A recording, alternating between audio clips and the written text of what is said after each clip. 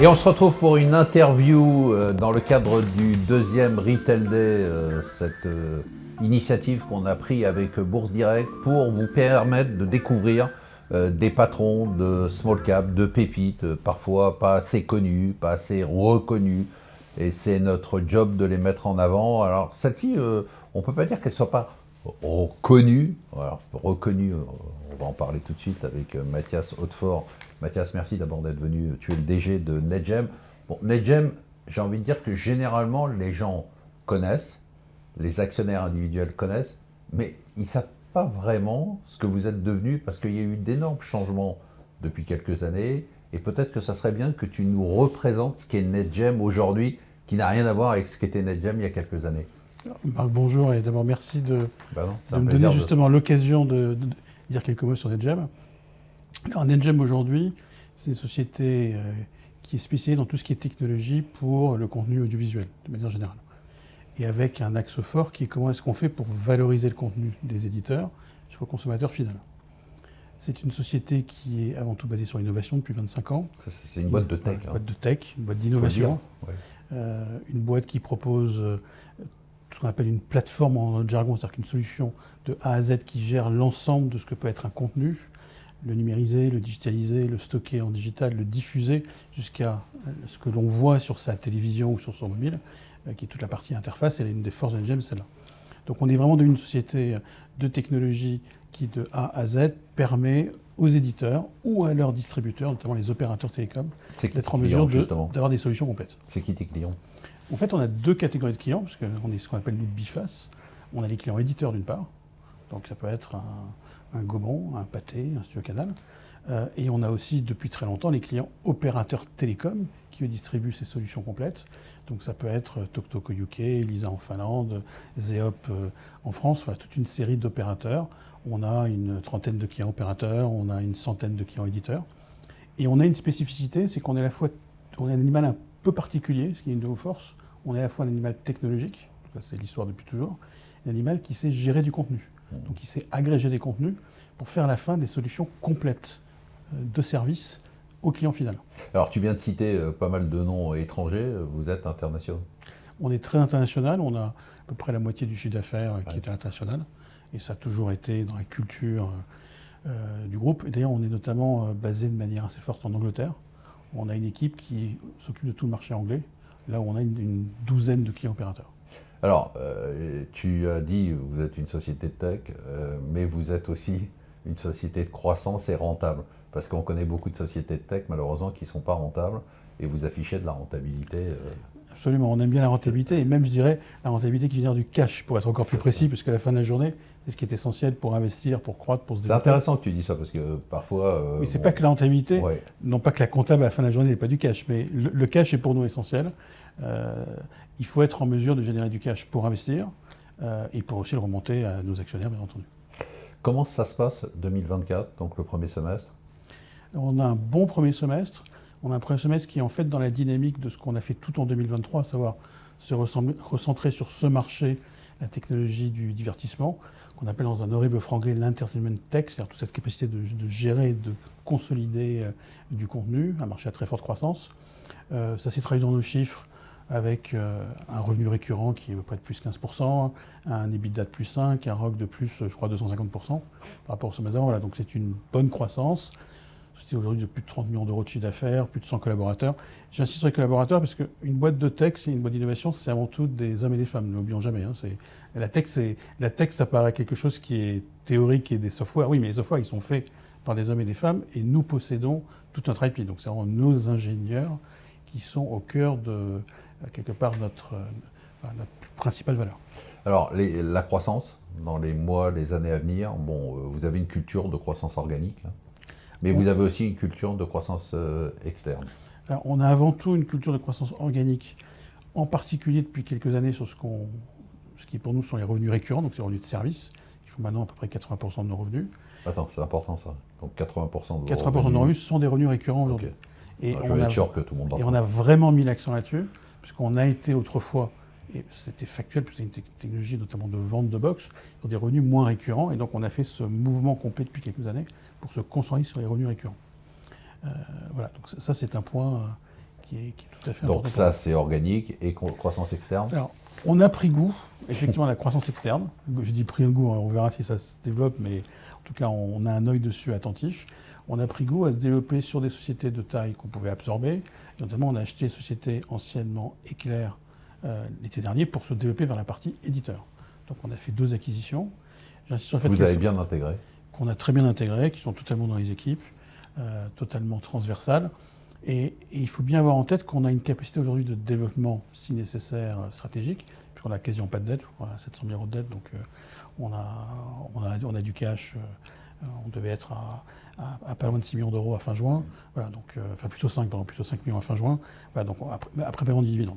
Donc on a du cash, on a des endettements, on a des actionnaires qui ont été aussi, qui ont évolué en partie depuis 1 an, avec la montée au capital à côté de l'actionnaire historique, Joseph Haddad, de la Caisse des dépôts, mais aussi de Jean Bisraï. Donc on a des actionnaires de long terme, on a une société du temps long, avec des actionnaires qui sont susceptibles de nous aider, comme ils l'ont fait l'été dernier, si on devait aller sur des opérations plus grosses. Alors justement, on a reçu pas mal de questions. C'est quoi ta politique de dividende? Tu parles d'actionnaires. Donc on est un groupe qui a quasiment toujours payé du dividende. Okay. On ne l'a pas fait pendant les 2 années Covid, pour des raisons seulement de prudence, pas forcément de cash, mais de prudence. On a payé un dividende qui était de 5 centimes les 2 dernières années, c'est-à-dire à peu près, sauf selon le cours, entre 5 et 7% de rendement. Donc voilà, on est sur une politique de partage de la valeur entre les actionnaires d'un côté et les collaborateurs de l'autre, qui sont, j'insiste, assez présents au capital, puisque l'ensemble du management et des actionnaires via le PE représentent 5 à 6% du capital. Donc on a, avec des modalités où ils peuvent réinvestir de manière régulière une partie avec une contribution. Quand on parle de tech maintenant, on parle toujours d'intelligence artificielle. Ça a un impact positif, négatif sur vous? C'est un sujet intéressant chez nous. C'est un sujet qui n'est pas totalement simple parce qu'il n'y a pas d'impact immédiat. Il n'y a pas d'impact immédiat. Aujourd'hui, il y a plutôt des impacts qui sont indirects, mais qui peuvent être très intéressants. Notamment pour tout ce qui est préparation des images, tout ce qui est préparation des contenus, voire un cas très précis, alors je vais être un tout petit peu technique, se développe aujourd'hui de plus en plus ce qu'on appelle les FAST, F-A-S-T channels, qui est un mot pour dire toutes les chaînes sur Internet, sur IP, financées par la pub. Okay. Dès que le monde de la télévision était gratuite, c'est devenu payant avec ce qu'on appelle les chaînes du câble et du satellite, les services payants, et il y a un retour en partie vers le gratuit, depuis 1 an ou 2. Et donc il y a un nombre extrêmement important de ces fashions, il y en a des centaines dans le monde qui se développent tout le temps. Et un des sujets importants, c'est les marqueurs de pub et les mettre de manière rapide et intelligente. Et là-dessus, et nous on aide les éditeurs, notamment à pouvoir diffuser ces fast channels en Angleterre, en France, en Suisse, etc., voire à les fabriquer, voire à préparer les contenus pour ces chaînes. D'accord. Et donc l'intelligence artificielle, et on a fait des tests avec des partenaires, peut aider à mieux placer ces marqueurs de publicité de manière plus efficace et plus rapide. Voilà. Donc vous l'utilisez. Et comme il y a énormément de contenu, alors on le teste aujourd'hui, donc c'est un atout. Et là c'est un atout que j'espère on pourra développer. Alors pour finir, on va parler actionnaire individuel. Vous avez toujours été assez transparent, avec une volonté de communiquer avec les actionnaires individuels. C'est quelque chose qui est important pour toi, l'actionnariat individuel? Alors, déjà, je suis actionnaire à titre personnel. Voilà, j'ai quand même quelques pourcents du capital, donc c'est important pour moi de savoir ce qui se passe. Donc, en tant que dirigeant, je ne peux pas commenter le cours, je n'ai pas le droit, etc. Mais je pense qu'il est important d'insister auprès des actionnaires institutionnels et individuels sur finalement quelle est la trajectoire de la société, quelle est son ambition, qu'est-ce qu'on fait. On essaie de le faire le mieux possible. On essaye de leur prouver qu'une société avec des talents, une société avec de la croissance et de l'avenir, et une société où j'espère qu'il y a aussi de la croissance et de l'avenir sur le cours. Voilà. Donc, alors justement, pour finir, je sais que tu ne peux pas t'exprimer sur le cours et dire que c'est pas assez cher, mais est-ce que tu as l'impression que la bourse comprend bien ce que vous faites aujourd'hui?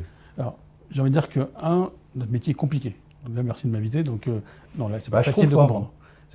J'avoue que c'est un peu compliqué par rapport à d'autres métiers qui sont très connus. Donc, on a besoin d'expliquer.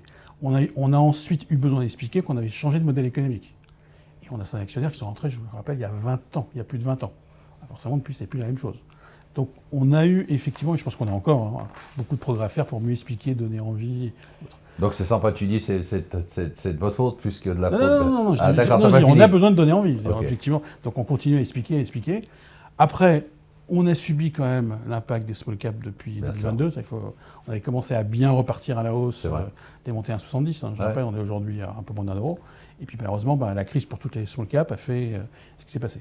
Bon, là je trouve que ça donne l'impression, depuis cet été, mais je serai peut-être démenti après-demain, ou au contraire confirmé après-demain, voilà, qu'on est plutôt sur des belles trajectoires. On a je crois, une belle histoire de croissance. On a de nouveaux développements qui arrivent, c'est important, puisqu'on a de nos clients historiques dans la partie télécom, dans la partie donc, tout ce qui est télé, contenu, qui est devenu traditionnel, hein, le cinéma, l'audiovisuel.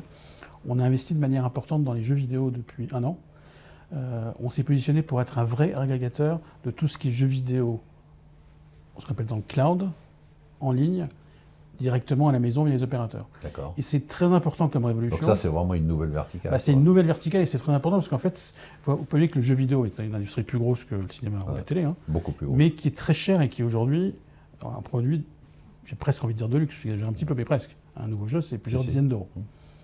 Si on arrive à créer, et la technologie maintenant est au point, totalement au point, mais à créer cette envie d'avoir des systèmes par abonnement de jeux qui sont les mêmes jeux que ceux qu'on trouve sur console ou sur PC, hein, c'est exactement les mêmes. On recrée en fait une révolution qui a connu le cinéma, qui a connu l'audiovisuel, et nous on le fait de manière très particulière parce qu'on mixte la télé, le cinéma et le jeu vidéo, tout est ensemble. Et comme il faut un peu réinventer la télé, comme le jeu vidéo a besoin d'évoluer, voilà, on se dit que... Et là on a beaucoup de discussions avec pas mal d'opérateurs, on a repris un service chez Bouygues Télécom en la matière, on a lancé en France chez un gros opérateur qui s'appelle Zeop, et on a beaucoup de discussions dans le monde sur ce type de produit. Voilà, donc on pense que ça peut être une belle révolution dans le contenu. Bon, on a des belles perspectives donc. J'espère. Mathias Hautefort, je rappelle que tu es le DG de NetGem, une pépite en bourse qui mérite de peut-être briller un peu plus. On va dire ça. Voilà. C'est moi qui le dis. Voilà. Tu peux ne pas le dire, moi je l'ai dit. Et tu sais ce que veut dire NetGem en plus. Le joyau du net. Alors, voilà. On a tout dit. Merci beaucoup, merci de nous avoir suivis.